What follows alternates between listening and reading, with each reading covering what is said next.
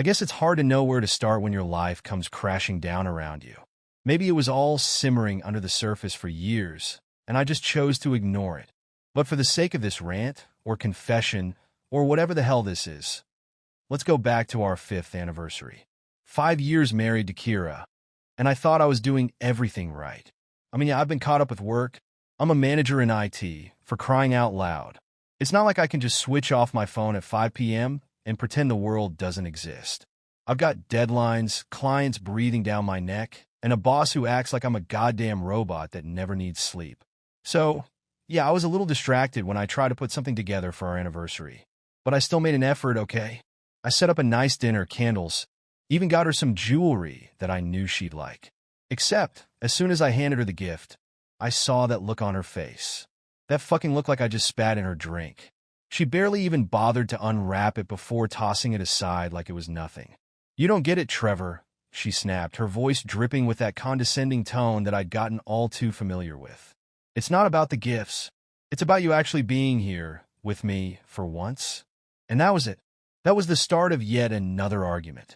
I tried to tell her, try to make her see that I was doing everything I could to make things work between us. But she didn't want to hear it. She just kept going on and on about how I was married to my job and how she felt like she was nothing more than a roommate. Hell, I was trying to keep my cool, but it all came spilling out how she never appreciated anything I did, how she always had to pick at every little thing. By the end, we were practically screaming at each other. Lucy, our so-called mutual friend who was hosting the party, was probably wishing she hadn't bothered to invite us. That night ended with Kira storming out of the house, leaving me standing there with a half-eaten cake and a room full of awkward guests trying not to stare. I don't know if I realized it then, but that was the first crack in what was left of our marriage. A couple of weeks later, I had to go on one of those last-minute business trips that seem to pop up whenever you least need them. I had no choice but to pack up and leave. Meanwhile, Kira was back at home, probably bitching to her little sister Mason about what an asshole I was. Or maybe not, because it turns out she found a better ear to pour her misery into. My best friend, Braden. Now, Braden? God, where do I even start with him? We've been friends since college, and I never thought he'd do me like this. But while I was busting my ass trying to keep our life afloat, Kira was inviting him over for friendly visits. You know, wine, board games, just a couple of pals hanging out while her husband was away. Turns out it was a lot more than just board games. I mean, I wasn't there, but Kira told me enough to paint the picture. She was feeling lonely, and he was there to comfort her. Jesus Christ, even writing it out makes my blood boil. They probably started off talking about how hard it is being with someone like me, and then one thing led to another. I can almost see it now, the two of them on our goddamn couch, her giving him those sad, doe-eyed looks like she's the victim. And him, that smooth-talking prick, taking her hand, telling her she deserves better. Then, after a couple of glasses of wine, they end up making out, clothes flying off, and them fucking like rabbits right there where we used to watch movies together. Meanwhile, I'm stuck in some shitty hotel room, trying to salvage a project that was going sideways, completely clueless about what's happening back at home. The worst part? I was actually worried about Kira. I kept thinking, God, I hope she's okay. I hope she's not too lonely. Yeah, well, turns out she was busy finding her comfort in my best friend's arms. I found out later that it wasn't just a one-time thing either. No, they kept going at it, and I was too stupid to see the signs. I remember coming back from that trip, and Kira was all smiles, acting like she'd missed me. She even cooked me dinner. Little did I know, she was probably just relieved she'd gotten away with it. I started to notice things, though, like she'd leave the house late at night, claiming she was meeting up with her sister or that she needed to go for a drive to clear her head. She'd come back with this weird look in her eyes, like she was guilty of something, but trying to hide it. And Braden? That asshole would still come around, acting like nothing was going on, laughing it up with me over beers while he was screwing my wife behind my back. It was around that time when things at work started to fall apart too. My project was delayed, my manager was breathing down my neck, and I couldn't focus for shit. I'd catch myself wondering what Kira was up to, if she was really out with her sister or if she was sneaking around with Braden again. I couldn't shake this gut feeling that something was off, but every time I tried to bring it up with Kira, she'd blow up at me. "You're just paranoid," she'd yell. Maybe if you paid more attention to me instead of your damn job, you wouldn't have these crazy ideas. And I bought it. I fucking bought it. I thought, maybe she's right. Maybe I am too absorbed in work. Maybe I'm pushing her away. But in the back of my mind, I knew something was happening right under my nose, and I was too blind to see it. But that's only the beginning. Things were about to get a hell of a lot worse. I guess it's true what they say. Once you get that first whiff of betrayal, the scent never leaves you. It stays in your nostrils, clinging to your thoughts, making you second-guess every little thing. That's exactly where I was after Kira, and I had that blow-up fight. I tried to brush it off, tried to tell myself it was just the stress talking, but something kept gnawing at me. Something didn't add up, and I was starting to see things that I couldn't just ignore. Turns out, while I was spiraling at work trying to keep my project from going up in flames, Kira was living her best life behind my back. She was meeting up with Braden more often than I realized, and it wasn't just casual. Oh no, it had escalated into something much worse. Kira had gotten so damn comfortable sneaking around that she didn't even bother hiding it well. Late-night texts, slipping out at odd hours. I'd ask her where she was going, and she'd shoot me that look. You know, the one that says, "How dare you question me?" Every time I asked about Braden, she'd get defensive. "We're just friends," she'd hiss. "Stop being so fucking paranoid, Trevor." Meanwhile, things were gonna shit at work. My project was tanking, and I was fighting fires left and right. That's when Eliza, this new colleague of mine, came into the picture. Eliza is young, ambitious, and, well, hot. I'll admit it. I noticed her looking at me a certain way, but at first I brushed it off. I was a married man after all. But as things got worse with Kira, I found myself spending more and more time with Eliza. She was eager to help me with the project, staying late with me at the office, bringing me coffee, and just listening. Something Kira hadn't done in months. One night, Eliza stayed way past her usual time, helping me sort through the mess my project had become. We were alone, the office lights dim, and there was something in the air. For a second, I thought about leaning in and closing the gap between us. But just as quickly as the thought came, I shook it off.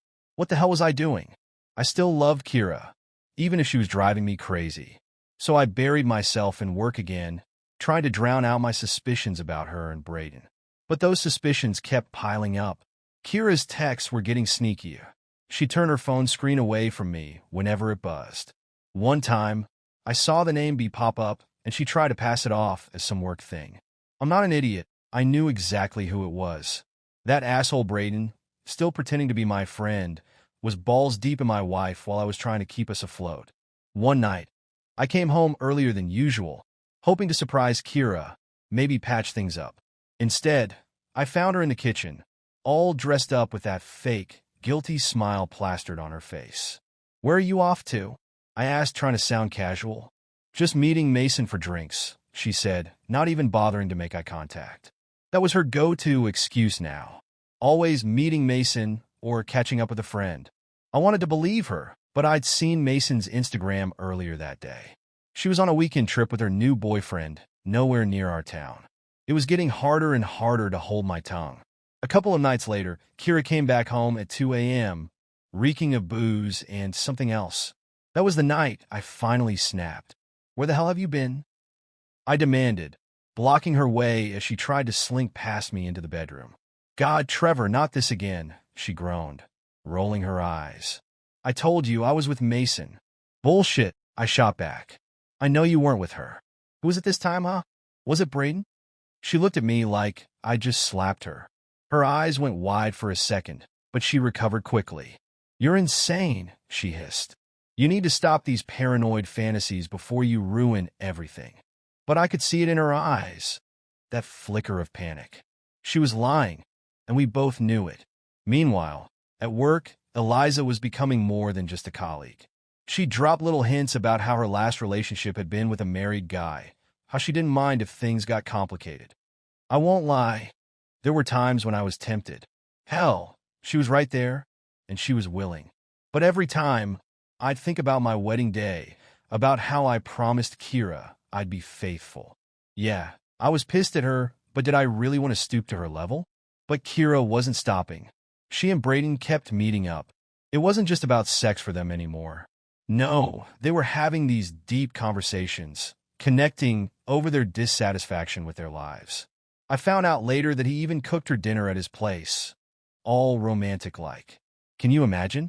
That piece of shit in his apartment, playing the perfect gentleman while I was too busy to notice the knife he was plunging into my back. And it wasn't just sex either. Kira started talking about how she felt alive again, like she was rediscovering herself. Meanwhile, she'd come home to me, drained, emotionless, like I was just some inconvenient chore she had to deal with. I could feel her slipping away, but every time I tried to get her to open up, she'd shut me down, accusing me of being too controlling, too focused on work. I confronted her again, this time after I'd seen a message pop up on her phone while she was in the shower. It was from Braden, something about last night being amazing. I felt my hands shaking as I read it. When she came out, towel wrapped around her, looking all innocent, I just lost it. "What the fuck is this, Kira?" I yelled, throwing her phone onto the bed.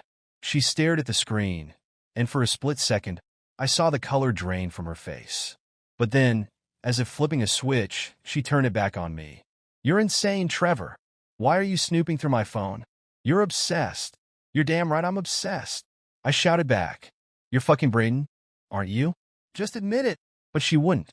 She dug her heels in, gaslighting me, twisting it all around until somehow I was the bad guy for spying on her. And the worst part? I almost believed her. While this was going down, Braden was having his own crisis. I heard from Garrett, his loudmouth friend, that Braden was second-guessing everything. Garrett had apparently told him to just go all in with Kira, consequences be damned. Little did they know the consequences were coming, and I was going to make damn sure they paid for what they did. You know that moment when everything clicks and you decide, fuck it, I'm done playing the good guy. That's where I was after that last blow-up with Kira. I had hit my limit. She'd been sneaking around with Braden, lying to my face, gaslighting me into thinking I was losing my mind. Well, if she was going to act like the marriage was over, then fine. I was going to make damn sure she felt the consequences of what she was doing. It all started with Julia.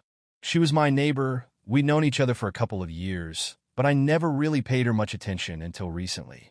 I'd been hitting the gym a lot more, trying to clear my head, and that's where I ran into her. Julia was fit, confident, and always had this easygoing smile that made you feel like everything was going to be all right, even when your world was on fire. One night, after yet another screaming match with Kira, I decided to hit the gym late, just to blow off some steam. That's when I ran into Julia again. We got to talking, and for the first time in what felt like forever, someone actually listened to me. She didn't judge, didn't try to fix me, just listened. After that, we started hanging out more. We'd grab coffee after a workout, chat about life. I could tell she was interested, and hell, I was too. But I held back. I wasn't ready to go down that road yet. Still, it was nice to have someone on my side for once, someone who saw me, not just the workaholic or the guy with a failing marriage. But the real turning point came after another fight with Kira. She was out again, probably with Braden, and I was sitting at home seething. That's when Mason, her younger sister, called me. She was checking in, seeing how I was holding up. Mason had always been the fun one, the one who'd laugh and joke around, unlike Kira's constant mood swings. I don't know what got into me that night. Maybe it was the whiskey, maybe it was the pin-up rage, but I invited her over. I told myself it was innocent, just a friend needing company. But when she walked through the door, I saw that look in her eyes, the same look I used to get from Kira back when we were happy. We started talking, and one thing led to another. Before I knew it, we were making out on the couch. I didn't stop her, didn't even hesitate. The next thing I knew, we were in bed, clothes scattered everywhere, and I was fucking her like I needed to get every ounce of frustration out of my system. Mason was wild, eager, nothing like her sister. The sex was, I don't know how to describe it, except it was exactly what I needed. It was raw, primal, like all the shit I'd been bottling up finally had a release. And yeah, there was a twisted sense of satisfaction knowing that I was fucking Kira's own sister. The next morning, Mason acted like nothing happened, slipping out of the house with a kiss on my cheek. And you know what? I didn't feel guilty. I felt free. For the first time in months, I felt like I had the upper hand. I decided to keep playing it cool, though. I met up with Braden for drinks a few nights later, acting like nothing was wrong. The asshole had no idea I had already fucked his wife's sister. He was going on about Kira, how they were connecting on this deeper level. I just smiled, nodding along, pretending I gave a damn, while secretly thinking about how I was going to fuck his world up next. That's when Savannah came into the picture. I met her at a party, one of those forced social gatherings with our mutual friends. Braden's wife. She was gorgeous, way too good for a prick like him. I noticed the way she looked at me, a bit too long, a bit too curious. I was pissed, drunk, and desperate for a distraction. So when she started talking to me, I leaned into it. We slipped away from the party, finding ourselves in one of the spare bedrooms. There was no hesitation this time. We kissed hard, ripping at each other's clothes. It was messy, rushed, like we both needed this escape from our miserable marriages. I don't remember much after that, just the feeling of her nails digging into my back and her breathy moans in my ear. But I fucked up. I left my phone at her place by accident. The next day, Braden found it. Apparently, he saw a message from Mason pop up while trying to figure out whose phone it was. That's when the real shitstorm began. Braden didn't confront me right away, though. Instead, he started acting weird, distant. Kira, on the other hand, was still oblivious, wrapped up in her little fantasy with Braden. But our friends, they started noticing. Lucy, that nosy psychotherapist friend of ours, kept poking around, trying to get me to talk. Is everything okay, Trevor? You seem different. Yeah, no shit, I was different. I was in the middle of a goddamn war, trying to take down my cheating wife and her douchebag lover without getting caught myself. But the house of cards was starting to shake. Kira finally got a hint that something was up when a message from Mason accidentally got forwarded to her instead of me. She went ballistic, storming into the living room while I was sitting there trying to watch TV. "What the fuck is this?" she screamed, shoving her phone in my face. I just shrugged. "I don't know. Why don't you ask your sister?" That shut her up for a second. But then she came back swinging, accusing me of being the cheater, the one who was ruining our marriage. I just laughed in her face. "Oh, please, Kira, don't act all high and mighty. I know all about you and Braden." Her face went white, then red, then white again. She tried to deny it, but there was no use. We were both caught in this tangled mess, too deep to untangle without tearing everything apart. And the thing is, I wasn't done yet. If Kira thought she could walk away from this mess without paying for what she did, she was dead wrong. Because I still had one more card up my sleeve, and I was going to make sure she never saw it coming. You ever reach that point where you just stop caring about anything? Like, it doesn't matter what happens because everything's already fucked? That's where I was when Kira found that text from Mason on my phone. I'd gotten sloppy, sure, but at that point, I honestly didn't give a damn. I came home late one night, exhausted from everything. The mess at work, the bullshit with Kira, and trying to juggle my own affairs on the side. I guess I'd forgotten to delete the message Mason sent me after our last little rendezvous. Something stupid like, "Last night was wild, we should do it again sometime." Kira was waiting for me in the living room, her face red, hands shaking as she shoved my phone in my face. "What the fuck is this, Trevor? You've been fucking my sister?" I didn't even flinch. I was done playing the part of the guilty husband. "Yeah, well, maybe I got tired of waiting for you to come back home after your late-night fuck sessions with Braden." That's when the screaming started. She was hurling accusations, calling me every name in the book. But I wasn't backing down this time. I threw every dirty little secret back at her, watching as her face contorted with rage and shock. "You want to talk about betrayal, Kira? How about the fact that you've been fucking my best friend behind my back for months?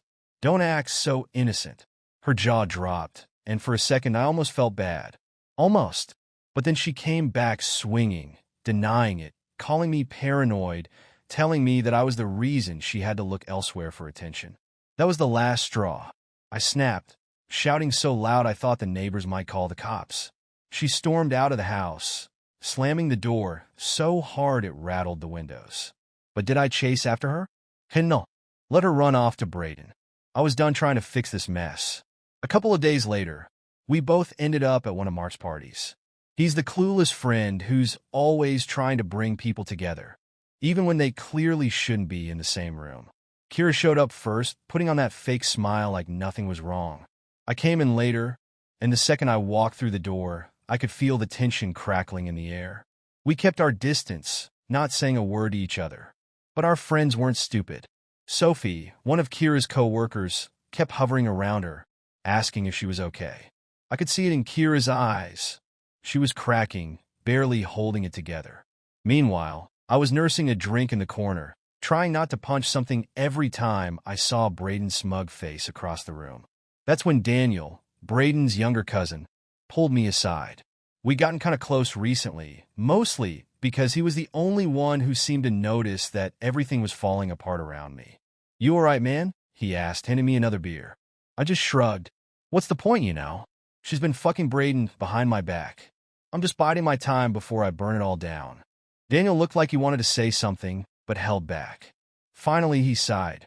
"Listen, Trevor, I've seen the way Braden looks at her. I didn't want to believe it, but maybe it's time you confront him. Get it all out in the open." He was right, of course, but part of me was still holding out for the chance to catch them red-handed, to have that satisfaction of throwing the evidence in their faces. Little did I know, Kira and Braden were still sneaking around, getting off on the thrill of not getting caught. I heard from Garrett, that loudmouth idiot Braden calls a friend, that they were still meeting up, sneaking into hotels late at night like a couple of horny teenagers. It was almost pathetic, but what really got me was hearing how Kira was gushing to Braden about how he made her feel alive. The same shit she used to say to me. Meanwhile, I was playing my own game. I had Daniel go talk to Braden, to put the fear of God in him. Daniel caught up with him at the gym, casually bringing up Kira to see if he'd slip up. Apparently, Braden turned pale as a ghost, stammering his way through some bullshit excuse. That's when Daniel told him, "Trevor's not stupid, man. He knows. You better come clean before it's too late." But Braden didn't listen. He kept sneaking around, thinking he was slick. So, I decided to take matters into my own hands. I caught up with Braden in a parking lot one night after hearing from Daniel that he was planning another one of his little meetups with Kira. I confronted him, and the look on his face was priceless. He tried to deny it at first, but when I pressed him, he cracked. "Trevor, listen, it's not what you think," he stammered, backing up as I got in his face. I didn't mean for it to happen." "Bullshit," I spat. "You knew exactly what you were doing. You were fucking my wife behind my back, and now you're trying to act like it's some big misunderstanding." He tried to apologize, tried to make excuses about how Kira was unhappy and how he was just trying to comfort her. But I wasn't buying any of it. The rage that had been boiling up inside me for months finally exploded. I swung, and my fist connected with his jaw. The next thing I knew, we were on the ground, fists flying, both of us too far gone to stop. It wasn't until some bystanders pulled us apart that I realized I had blood dripping from my knuckles and Braden's face was a mess. As they dragged me away, all I could think was this isn't over. Because it wasn't. I was going to make sure they both paid for what they did. Kira, Braden, all of them. If they thought they could humiliate me, destroy my life, and walk away without a scratch, they had another thing coming. But the worst part, even after everything that happened, I knew this was just the beginning. The secrets were out, but the fallout, that was going to be brutal. You know that feeling when everything around you is falling apart, and all you can do is watch. That's where I was after the brawl with Braden. My knuckles were still bruised, my body ached, but the worst part was knowing that nothing was going to get better. In fact, things were about to get so much worse. I came home that night, still high on adrenaline, half expecting Kira to be gone. But no, she was there, sitting on the couch with a look that was somewhere between rage and desperation. As soon as I walked in, she was on me, yelling about how I'd humiliated her, how I was turning into the monster she'd always feared. "Are you fucking serious, Kira?" I shouted back, slamming the door behind me. "I'm the monster? You've been screwing my best friend behind my back for months, and now you want to play the victim?" She threw up her hands, tears streaming down her face, but I was too angry to care. "I only did it because you pushed me away, Trevor. You were always at work. You never had time for me. I was lonely, damn it. Lonely." I laughed bitterly. "So that's your excuse? You were lonely, so you just jump into bed with Braden? That's how you solve problems? By fucking the one person I thought I could trust?" She tried to spin it, to justify it, but all I heard were excuses. Every word out of her mouth was just another knife in my back. Finally, I just walked away, leaving her standing there crying, like somehow that would change everything. But I was done listening to her bullshit. Meanwhile, Kira was turning to her old childhood friend, Rebecca, for comfort. I found out later that she'd met up with Rebecca at some cafe, crying her eyes out like she was the victim in all of this. Rebecca, bless her heart, tried to be supportive but didn't hold back either. "Kira, I get that you were unhappy," Rebecca told her, according to what I heard later. "But cheating? With Trevor's best friend? Do you even understand the damage you've done?"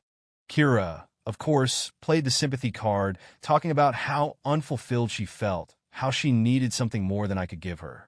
Rebecca didn't buy it. She basically told Kira she was being selfish, that she should have just divorced me if she was so unhappy. But Kira had to have it all: the marriage, the affair, the excitement. It was like she didn't want to let go of anything, even if it meant destroying everything in the process. As for me, I couldn't focus on anything. Work was slipping, deadlines were coming at me like bullets, and I was stuck in a fog. That's when Ethan, my boss, called me into his office. "Trevor, I don't know what's going on with you, but you've got to pull it together," he said, looking at me like I was some lost puppy. "I need you on your game, but you're distracted. Fix whatever's going on at home, or it's going to start affecting your job." That was the last thing I needed to hear. I was already drowning, and now I had the added pressure of potentially losing my job on top of everything else. But the thing was, no matter how hard I tried, I just couldn't focus. Every time I sat down to work, all I could think about was Kira and Braden fucking behind my back while I was too stupid to see it. Braden, meanwhile, was having his own breakdown. After our fight, he started avoiding everyone, even Kira. He was so eaten up with guilt that he decided to meet up with her one last time to end things. He told her they couldn't keep going like this, that it was too much. But Kira wasn't having it. "I need you, Braden," she pleaded, probably trying to pull the same manipulative bullshit she used on me. But for once, it didn't work. He walked away, leaving her alone, desperate and confused. But of course, Kira wouldn't let it go. She reached out to him, begging for one last night together. And like a fool, he agreed. They met up at some shitty hotel, thinking they were safe. I don't know what went down exactly, but all I know is Braden came out of it looking more broken than before. He finally told her they had to stop, that they couldn't keep destroying people's lives for their own selfish bullshit. I came home one night after another shitty day at work, just wanted to collapse in a bed, and there she was, Kira, standing in the middle of the living room with a half-packed suitcase. "What the hell are you doing?" I asked, my voice flat, drained of all the anger I used to feel. She turned to me, eyes red, and for the first time, I saw real pain there. "I can't do this anymore, Trevor. I've been lying to myself. I'm not happy. You're not happy. This marriage is over." "Yeah," I said bitterly. "No shit, it's over. You killed at the moment you spread your legs for Braden." That hit her hard. She flinched like I'd slapped her, but I was beyond caring. She finally admitted to everything. The affair, the lies, the secrets. I could see she was hoping for some kind of closure, maybe even forgiveness, but all I felt was emptiness. "Get out," I said. "Just get your shit and get out." The next day, I filed for divorce. I didn't even wait for her to leave the house. I went straight to the lawyer, signed the papers, and started the process of ripping her out of my life. She tried to talk to me, tried to get me to work through it, but I was done. There was nothing left to save. Our friends started taking sides, of course. Lucy, that self-righteous therapist friend of ours, was all about trying to get us to reconcile. "Maybe you can go to counseling, talk things out," she'd say, like she had any clue what we'd been through. But it was too late. The damage was done. Kira had wrecked everything beyond repair, and I wasn't about to let her drag me down any further. The divorce was brutal, messy, filled with accusations and bitterness on both sides. But in the end, it was done. Kira, the woman I once loved, was nothing more than a painful memory. And me? I was left with the pieces of a life I didn't recognize, trying to figure out how the hell to move on. But I wasn't broken. No, I was free. And I'd be damned if I let her betrayal keep me down. So, the divorce papers were signed, the legal bullshit was finally over. And just like that, Kira was out of my life. I won't lie, there were days when it felt like my entire world had been ripped apart, but then again, maybe it needed to be. After everything that went down, it was like I was standing in the ruins of a life I didn't recognize. But at least it was mine again. Kira moved out, and that was the last I saw of her for a while. I heard through the grapevine that she got herself a small apartment downtown, just big enough for her to start fresh. I didn't really care what she was up to, but I'll admit, there was a part of me that wondered if she was struggling or if she'd just moved on without a second thought. Turns out, she wasn't doing too bad. Apparently, she met this guy named Liam at some art exhibit. I heard this from a mutual friend who couldn't wait to gossip about it. They said Liam was some charming artsy type. The complete opposite of me, of course. Good for her, I thought. Let her have her artsy fling. Maybe that's what she needed all along. But as for me, I wasn't ready to jump into anything just yet. I was still pissed, still trying to figure out what the hell to do with myself now that I didn't have Kira to worry about. Work became my distraction. I buried myself in new projects, pulling late nights at the office, anything to keep my mind off the mess of my personal life. That's when Nina came into the picture. She was this new hire, young, smart, and full of energy, the kind of person who actually seemed to enjoy her job, which was a rare thing in my line of work. At first, it was just casual grabbing coffee, chatting about projects, but she was different. She had this way of listening like she actually gave a damn. One night, after a particularly rough day, she caught me sitting alone in the break room. "Hey, Trevor," she said, that bright smile of hers never wavering. "You look like you could use a drink. How about we grab one after work?" I hesitated for a second, but honestly, what did I have to lose? So, we ended up at this dive bar a few blocks from the office, and for the first time in months, I found myself actually enjoying someone's company. Nina was easy to talk to, no drama, no hidden agendas. And before I knew it, she became my go-to whenever I needed to vent or just forget about my mess of a life. Meanwhile, Kira was supposedly on her little journey of self-discovery. She was spending more time with Liam, going to art classes, trying to reinvent herself as this free-spirited designer. I saw it all through social media. The happy, carefree photos she posted with captions about new beginnings and finding herself. Part of me wanted to call bullshit, but another part of me just didn't care anymore. Let her have her fun. But then one day, out of nowhere, she ran into Braden. They bumped into each other at some cafe downtown. I wasn't there, obviously, but I heard about it through one of our mutual friends who seemed way too interested in keeping me updated on Kira's life.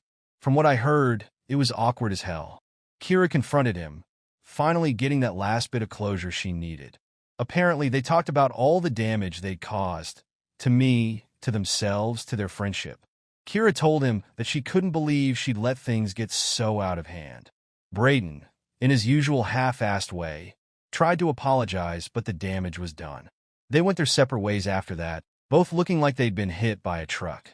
As for me, things with Nina were different. I wouldn't call it a relationship. Not yet anyway. But it was something.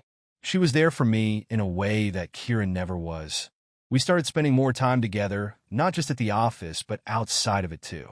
She'd come over, we'd cook dinner together, watch shitty movies, and for once, I felt like I could breathe again. One night, after we'd spent hours just talking, she looked at me with those big, understanding eyes and said, "You've been through a lot, Trevor. But you're not your mistakes. You're allowed to be happy, you know." I don't know why, but that hit me hard. Maybe it was because for so long, I've been telling myself that everything was my fault, that I'd driven Kira away, that I deserved all the shit that had happened. But with Nina, it was different. She made me feel like I could actually have a future, something better than the train wreck my life had become. Kira, on the other hand, seemed to be doing okay with Liam. They were practically inseparable, and I started to hear less and less about her through our mutual friends. Good for her, I thought. If she found someone who could make her happy, more power to her. But me? I was done trying to fix everyone else. It was time to focus on me. In the end, we both moved on in our own ways. Kira and I finally sat down to talk one last time, just to clear the air. No screaming, no accusations. Just two people who had once loved each other trying to understand where it all went wrong. "I'm sorry," she said, tears in her eyes. "I never meant to hurt you." "I'm sorry too," I replied, but honestly, I didn't know if I meant it. Maybe I was just tired of holding on to all that anger. We shook hands, exchanged a few awkward goodbyes, and that was it. The last chapter of our messy story finally closed. Now, it's just me and Nina. We're taking it slow, no labels, no expectations. But for the first time in a long time, I actually feel hopeful. I've started setting new goals at work, taking on projects I actually care about. Hell, I even signed up for a gym membership. Kira's out there with Liam, trying to make a new life for herself. Good for her. I hope she finds whatever the hell she was looking for. But as for me, I'm done looking back. It's time to move forward. Because sometimes the only way to start over is to burn everything down and build something new from the ashes.